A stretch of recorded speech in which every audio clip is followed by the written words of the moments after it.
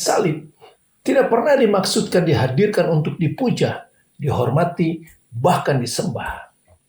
Ia bukan simbol kemuliaan. Ia adalah alat eksekusi, instrumen kematian, sarana penghukuman bagi mereka yang dinyatakan bersalah. Di sanalah tubuh-tubuh dihancurkan. Di sanalah hidupmu dipermalukan. Di sanalah manusia dipaku untuk mati perlahan. Salib bukan tempat penghormatan. Salib adalah tempat penghinaan. Bukan tempat pemujaan, tetapi tempat hujatan. Dengan salib, manusia memperlihatkan kebodohan dan kebutaan mereka terhadap Allah. Mereka menyalibkan Dia yang tidak berdosa. Dengan salib, Dia diludahi, ditertawakan, dihina, dihujat, ditombak, dan dimatikan.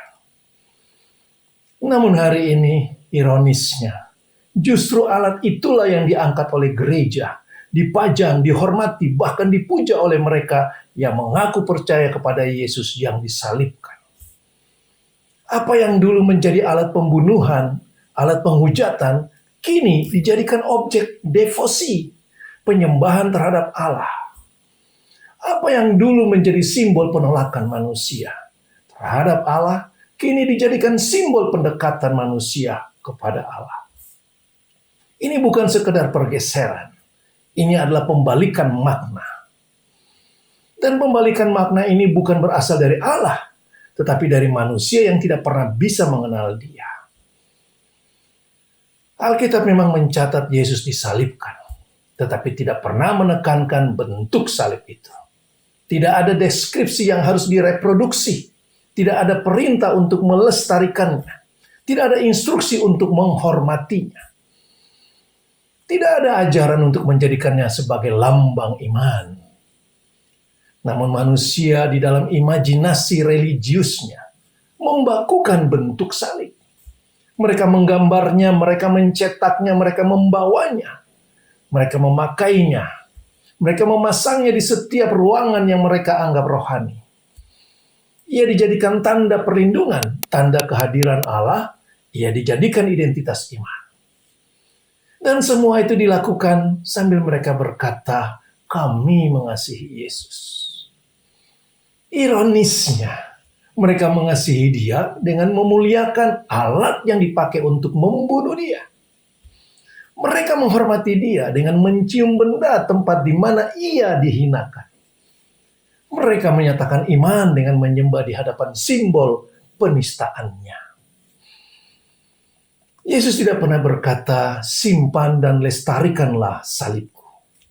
Ia tidak pernah berkata, buatlah lambangnya dan kenakanlah. Ia tidak pernah berkata, gunakanlah itu sebagai tanda kehadiranku. Bahkan setelah Ia bangkit, Ia tidak menunjuk kepada salib. Ia tidak mengarahkan murid-muridnya ke tempat di mana Ia dihinakan.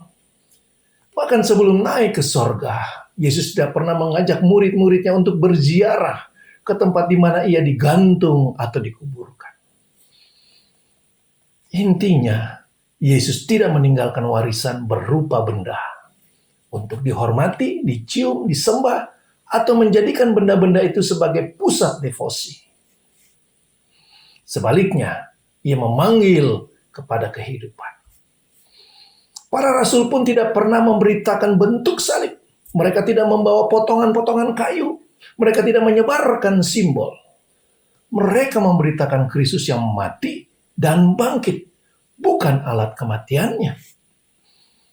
Mereka tidak pernah menyuruh jemaat untuk membuat simbol salib, menaruhnya di tempat di mana mereka berkumpul, menghormatinya, menciumnya, dan bahkan menyembahnya. Tidak pernah. Tidak ada satupun tulisan-tulisan mereka menyatakan hal-hal demikian. Dan tidak ada satupun jejak dari abad pertama yang memperlihatkan perilaku-perilaku seperti itu. Namun sekarang, lihat apa yang dibuat gereja-gereja dunia ini. Dengan alasan mengasihi Tuhan, dengan alasan menghormati Yesus, manusia mulai memperlakukan benda mati seolah-olah memiliki nilai rohani. Bukan sekedar pengingat, tetapi telah menjadi pengganti. Ini bukan sekedar perilaku pribadi. Ini dibentuk, dilegitimasi, dan diteruskan. Datang dari sistem, dari penguasa agama, dari lembaga, dari tradisi, dari teologi yang dibangun untuk membenarkan praktik. Ia hadir di pusat, lintas tradisi, lintas denominasi, lintas sejarah. Lihat dengan jujur, dalam tradisi Katolik, salib terutama crucifix, tidak hanya dilihat, ia dicium, ia diarak, ditempatkan dalam liturgi sebagai objek penghormatan yang intens.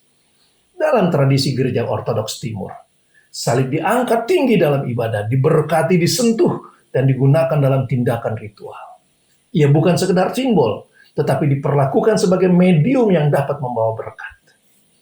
Dalam tradisi Protestan, meskipun menolak relik dan ritual formal, salib tetap dikenakan di tubuh, dipasang di rumah, diletakkan depan atau belakang mimbar, dan secara diam-diam diberi fungsi sebagai penanda perlindungan dan identitas rohani.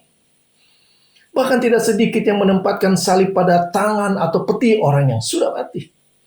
Bentuknya berbeda, bahasanya berbeda, pembenarannya berbeda, teologi yang dibangun berbeda, tetapi polanya sama. Disinilah berhala memperlihatkan wajah aslinya, pergeseran salib Kristus kepada pemujaan berhala. Wahai gereja, salib itu tidak pernah bisa berbicara dan tidak pernah meminta untuk disembah. Engkau berkata menyembah Kristus, tetapi yang engkau muliakan adalah alat pembunuhannya.